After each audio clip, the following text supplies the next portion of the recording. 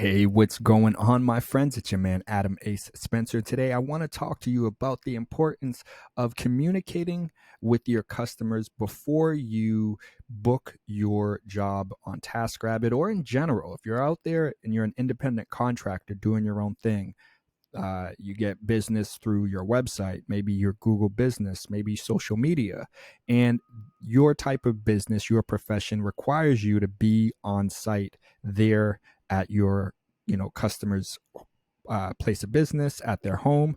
But physically you need to leave your home and drive somewhere else or commute somewhere else. Well, as you guys can see, gas prices continue to soar and are just incredibly high. I mean, roller coaster gas prices continue in Florida. US gas prices over $4 a gallon. Gas prices in Cincinnati area drop while nationally they go up. Hey, we might see little dips here and there. We might see some bigger pops, but when it's all said and done, these are additional fees, additional expenses that we have to worry about as the independent contractor, as the sole proprietor, as the tasker. And so I think it's important, again, that you communicate with your customers effectively and properly, and let them know if this is something that is a concern of yours or something that isn't already baked into your regular hourly rate.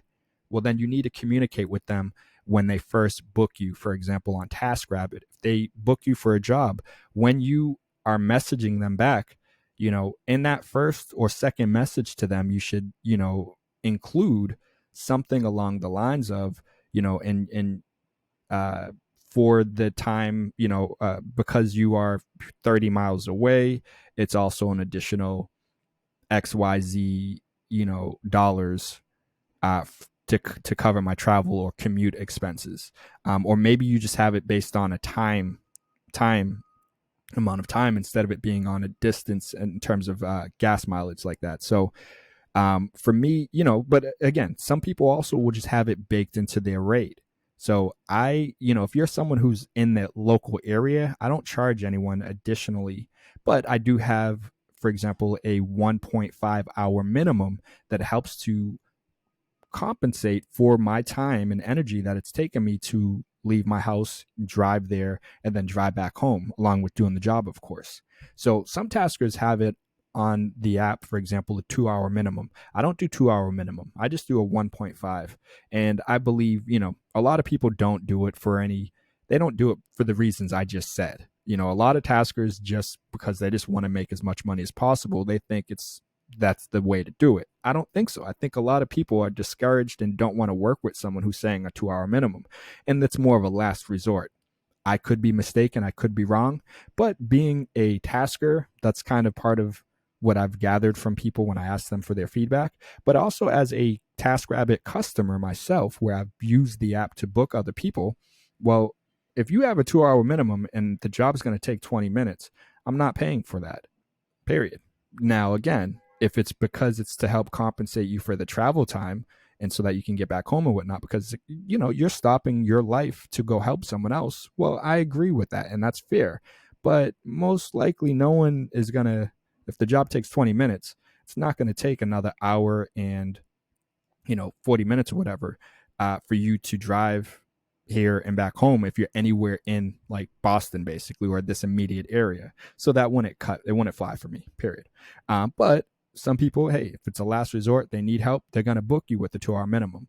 I think a 1.5 hour minimum is a fair compensation and something that people don't really complain about. Sometimes they'll push back and say, oh, it's only going to take 10 minutes. But then I explain, well, yeah, the job itself takes 10 minutes, but I got to get dressed and then drive over to you, find parking, then drive back home, maybe get stuck in traffic because you booked me for 4 o'clock and, you're downtown Boston. I live outside the city, so I'm going to be stuck in that commute traffic driving home. These are all things that customers generally don't think about. So again, communication is really important. And if you can speak with them and let them know, just clearly and in a polite way, like, yes, part of my, because I have a 2 hour minimum, or I charge an extra $20 to help cover travel and commute fees.